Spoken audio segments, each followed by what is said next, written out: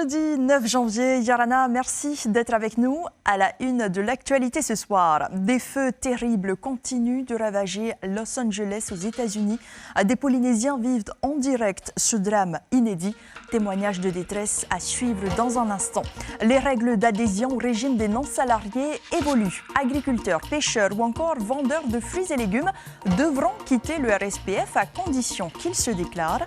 Quels avantages ou quels inconvénients? Éléments de réponse dans ce journal. Grève ou pas grève, la question reste en suspens. Les discussions sont au point mort. Le pays ne veut pas céder au chantage, dixit Moetai Bruderson. Des discussions qui vont reprendre demain matin. On en parle avec Jean-Paul Ourima, le secrétaire général de la Fédération de rassemblement des agents de l'administration de Polynésie, et notre invité. Et enfin, les ramassages de déchets se suivent et se ressemblent. Les associations continuent de faire face aux incivilités. 349 kilos d'ordures en tout genre ont été ramassés en une journée à Taounouan. Ils sont loin, mais à la fois si proches. Les incendies à Los Angeles, comptant parmi les plus dévastateurs de l'histoire, continuent de ravager la ville. Cette image parle d'elle-même. Ils dévorent des maisons, bâtiments et véhicules et des milliers d'hectares sont partis en fumée. Ce 9 janvier, 7 morts sont à déplorer. Sur place, c'est la désolation. Heidi Enko, Uberliao. On a besoin de vos prières. On a besoin du manna tahitien. On a besoin qu'il pleuve, en fait. S'il pouvait pleuvoir, ça serait merveilleux. Ou que les vents s'arrêtent. Et je crois aux prières. J'ai besoin que notre peuple, notre Fénois, prie. L'émotion de Mariva illustre très bien le bilan provisoire des feux qui touchent la Californie en ce moment. 7 morts, des dizaines de blessés, plus de 330 000 personnes déplacées et malgré les 7 000 pompiers déployés, des milliers d'hectares ravagés. Des quartiers huppés de la côte aux zones plus populaires de l'intérieur des terres, le spectacle est apocalyptique. À Pacific Palisades, un des premiers quartiers touchés par les flammes à l'ouest, le réveil était plus que dur ce matin. Plus de 90% des bâtiments ont été réduits en cendres. Les collines d'Hollywood ont elles aussi été touchées. À Beverly Hills, pour l'instant épargné, Mariva et sa famille ont pu voir les flammes à l'horizon depuis leur domicile. C'est surtout très difficile parce que j'ai beaucoup d'amis qui ont perdu leur maison. Pacific Palisades.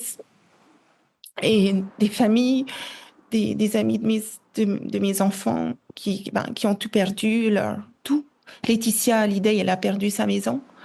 Une amie de Gia qui avait une maison à Malibu, elle a perdu sa maison. Ça nous affecte, même si on n'est pas touché encore par les feux. Ce sont 5 feux majeurs qui touchent aujourd'hui le nord de Los Angeles et ses environs. Ces images prises par les correspondants de l'AFP au cœur de ce qu'on appelle désormais la tempête de feu dans les médias américains font froid dans le dos.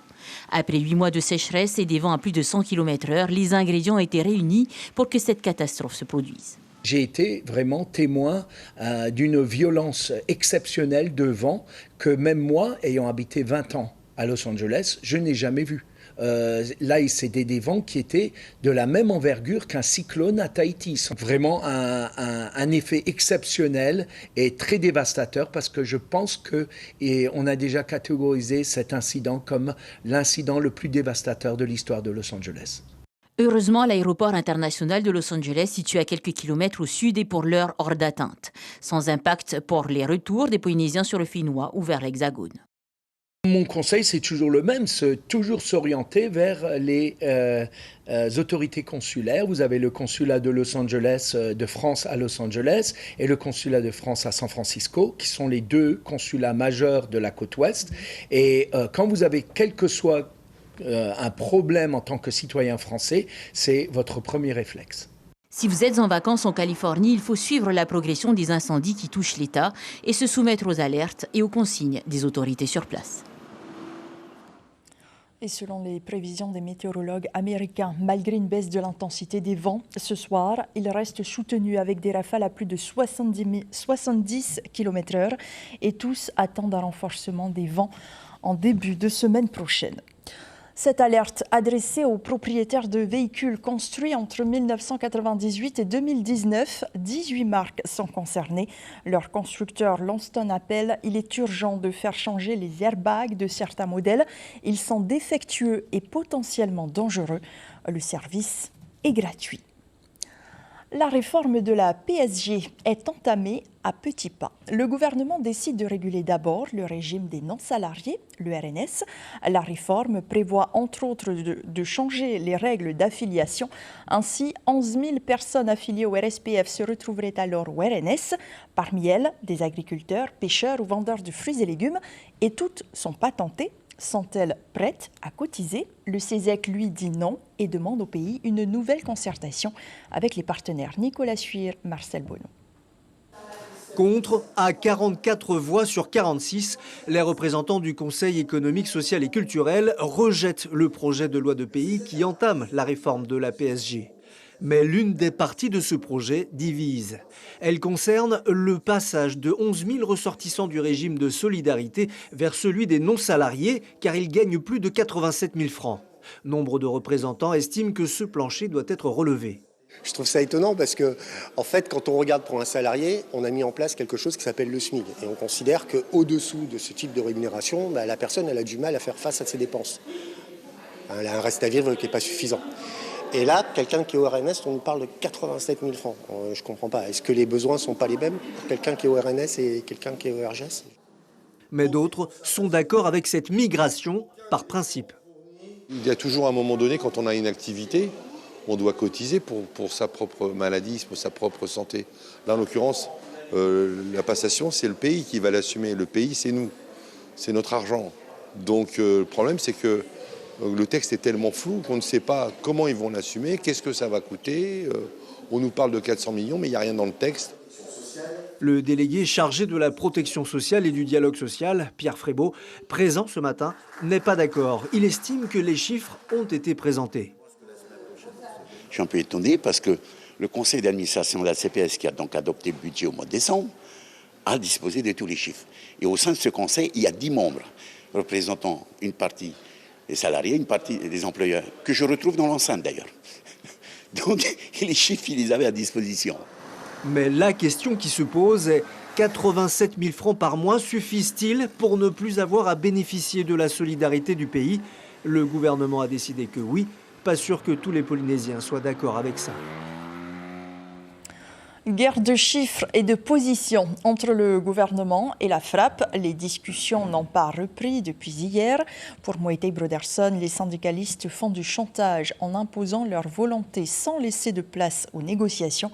Ils les accusent, je cite, de confisquer le dialogue social. On l'écoute, il répond à Ismaël Tahiata et Jérôme Lee.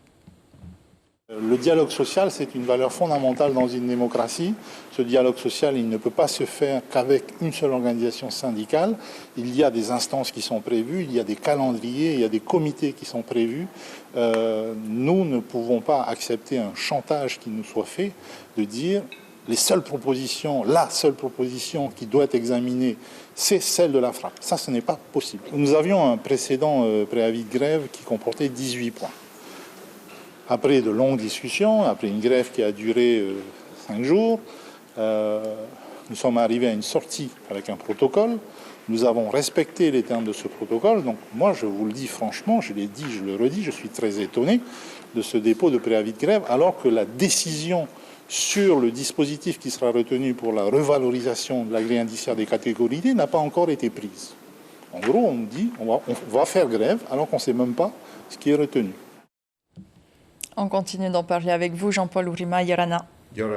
Merci d'être sur Polynésie la première ce soir. On vient de l'entendre, Moetai Broderson accuse la FRAPP de faire du chantage en refusant de négocier sur la principale revendication qui est la revalorisation du point d'indice des fonctionnaires de catégorie D à partir du premier échelon de chaque grade de 20 points. Vous faites du chantage? Non, absolument pas. Depuis le début de l'année 2024, il y a eu plusieurs réunions de dialogue social qui ont été menées par le ministère de la fonction publique. Alors, je suis étonné un peu de ce genre de déclaration en disant que le dialogue social n'est pas respecté. D'autant que je rappelle quand même, puisque nous sommes, il parle de la grève, il y a eu quand même un précédent préavis de grève qui avait été déposé par une organisation au sein d'un conflit de la DTT. Ils étaient tout seuls, alors que nous aussi, nous sommes majoritaires dans ce service. Là, il n'a rien trouvé à redire. Quoi. Voilà. Pourtant, les négociations étaient plutôt bien parties. Il y a eu des projets de protocole d'accord proposés par les deux parties. Mardi soir, les discussions ont duré environ 2 heures, mais finalement 15 minutes hier. Qu'est-ce qui a fait que le dialogue a été rompu? C'est très simple. Il nous a présenté le projet du gouvernement. Pour nous, c'était juste une littérature tout à fait lunaire. Il n'y avait aucune proposition pour résoudre telle ou telle revendication. Et il n'acceptait pas vos contre-propositions aussi? Nous sommes venus avec notre projet, projet contre projet. Et pourtant, c'est un projet qui, à notre sens, tient absolument la route. Il n'a pas voulu en discuter. Alors vous estimez la revalorisation des salaires à 377 millions de francs pacifiques. Moetai Broderson dit 524 millions. Vous n'avez visiblement pas le même comptable, mais quoi qu'il en soit, si cette demande est acceptée, la masse salariale de l'administration va augmenter chaque année et tout le monde devra payer la note via des impôts, par exemple. Ou alors, la ministre de la fonction publique a déclaré ici même qu'il faudra faire des concessions. Est-ce que vous êtes prêt à accepter des suppressions de postes dans l'administration? Je crois qu'il se prend un peu les pieds dans le tapis en parlant de cette différence de chiffres entre 377 et 524.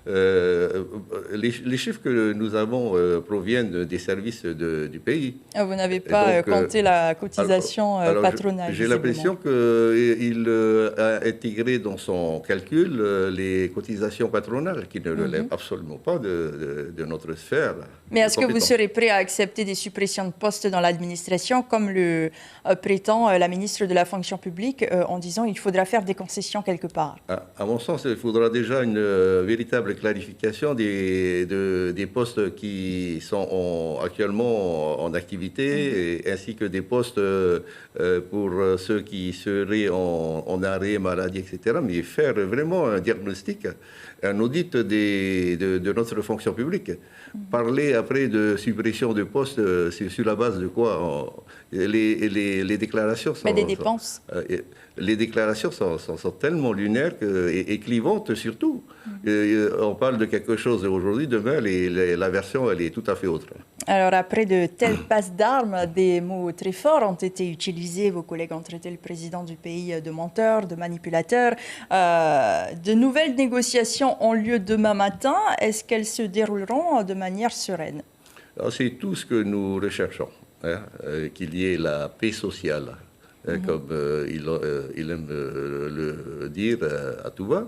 Nous aussi, nous voulons la paix sociale. Qui voudrait que nos familles dans les îles se retrouvent dans une situation compliquée, ainsi que leurs enfants, etc., par rapport à leur scolarité? Non, nous sommes tout à fait conscients de ces problèmes-là. Alors justement, si les négociations n'aboutissent pas demain, ce sont les pensions de famille qui vont être pénalisées, les pensions de famille qui sont dans les îles, le tourisme qui est le principal secteur d'activité de la Polynésie, et son image va être totalement entachée. Est-ce que vous êtes prêt à aller jusque-là? Vous assumez complètement? Nous gageons que le président du gouvernement vienne demain avec des intentions bienveillantes et non pas nous accuser à tout bout de champ de manipulateurs, de voleurs et que sais-je encore. Voilà. Et vous allez céder si jamais il n'accepte pas cette demande principale qui est la revalorisation des salaires des fonctionnaires? La question n'est pas de céder ou de ne pas céder. La question, c'est de vouloir négocier sur des bases saines. Voilà. Merci beaucoup, Jean-Paul Ourima, pour toutes ces explications. Je rappelle que les discussions reprendront demain matin à la présidence à partir de 7h. 349 kilos de déchets récoltés en une journée. C'est le triste bilan d'une opération de nettoyage d'une plage à Taonoa, à Papeete.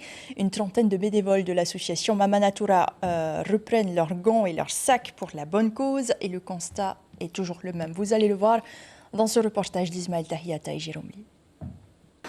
Ici, on pêche du poisson, mais aussi des déchets. À chacun sa canne. Océane a choisi un modèle avec une bonne prise en main. Une fois ferrée, la proie ne peut plus s'échapper. Des canettes, des papiers, des bouteilles parce que ça pollue la planète. C'est important de leur transmettre les bons gestes et à chaque fois qu'on se balade, ils veulent absolument ramasser les déchets mais on n'a jamais de poubelle. Donc là au moins tout est organisé et ils peuvent le faire. Les pêcheurs de Mama Natura en ordre de bataille. Sur terre ou en mer, les ordures ne passeront pas à travers les mailles du filet. Beaucoup de choses en verre aussi, beaucoup de canettes, de choses en verre et énormément aussi d'encombrants, des batteries aussi de voitures. Très souvent on en ramasse aussi. On s'est même retrouvé à aller dans l'océan enlever des pneus de voitures qui étaient vraiment coincés dans le sable. En 2024, l'association Mama Natura a ramassé 22 tonnes de déchets. 45 ramassages au total réalisés dans différentes communes de Tahiti. J'ai préparé une plainte que je déposerai demain directement auprès du procureur de la République concernant un dépotoir qui se trouve au niveau du parc Véret, juste à côté. C'est un dépotoir que nous avons déjà dépollué en 2024. Nous avons fait plusieurs signalements, mais à ce jour, rien n'a été fait. Aujourd'hui, près de 350 kilos de déchets récoltés, dont 834 bouteilles en plastique. Celles-là, c'est sûr, ne finiront pas dans l'estomac d'un cétacé. Donc c'est dangereux pour les cétacés et tous les animaux marins. Par exemple, le phtalate, ce composant plastique, est un perturbateur endocrinien. Donc il a des conséquences sur la santé, notamment diminue pour la reproduction. Ça a des conséquences sur la reproduction, sur différentes maladies, diminuer le système immunitaire. Premier ramassage de l'année pour Mama Natura. En plus de Tahiti, l'association souhaite mener une action de ramassage à Huahine. Des actions bénévoles qui n'ont pas de prix. Pour terminer de la musique, la finale de la 7e édition du concours Voix des Outre-mer a vu la victoire d'une réunionnaise. Laetitia Volsé a reçu le prix des mains de la ministre de la Culture, Rachida Dati. C'est au bout d'une finale riche en découvertes et en émotions qui a réuni 12 finalistes issus des territoires ultramarins et de l'Hexagone que le jury a rendu son verdict. Un reportage de nos confrères d'Outre-mer La Première. Le grand prix est décerné à Laetitia. C'est la consécration pour cette chanteuse soprano réunionnaise. Laetitia Volsé se hisse au sommet de la gloire à 38 ans. J'ai commencé tard et je me suis dit qu'il ne faut pas lâcher, il faut y croire, ça va arriver. Et c'est du travail et de l'amour. J'ai été entourée d'amour.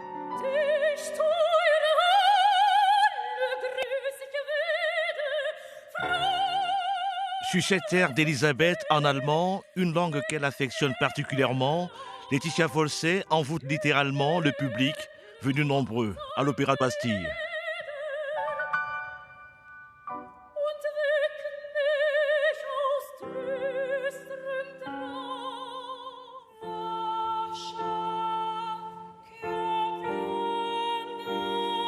Elena Lopez interprète l'Asia Kyopyanga, qui signifie « Laisse-moi pleurer ». Avec cet extrait de l'opéra Rinaldo de Georg Friedrich Händel, la Mahoresse de 16 ans remporte le prix Encouragement Jeune Talent.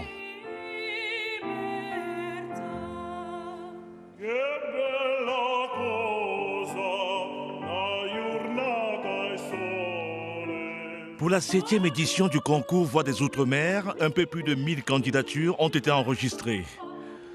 Seuls 11 chanteurs ont pris part à la finale qui s'est déroulée sur la scène de l'Opéra de Bastille. Du timbre, de l'enracinement.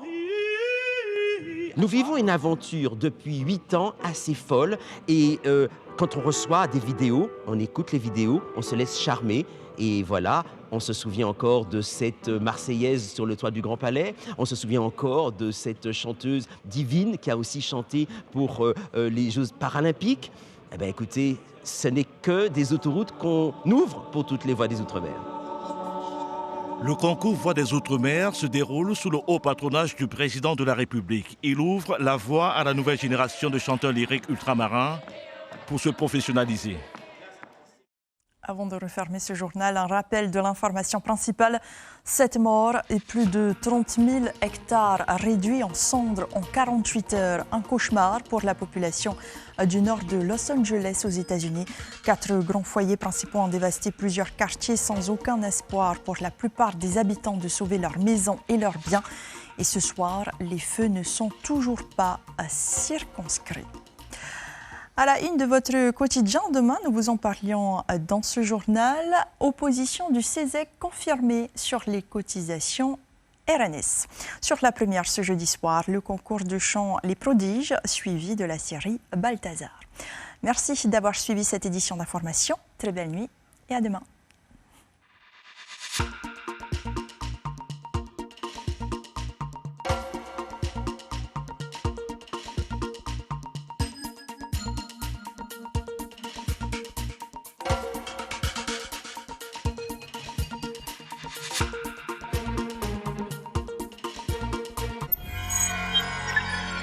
Retrouvez ce programme en replay sur notre site internet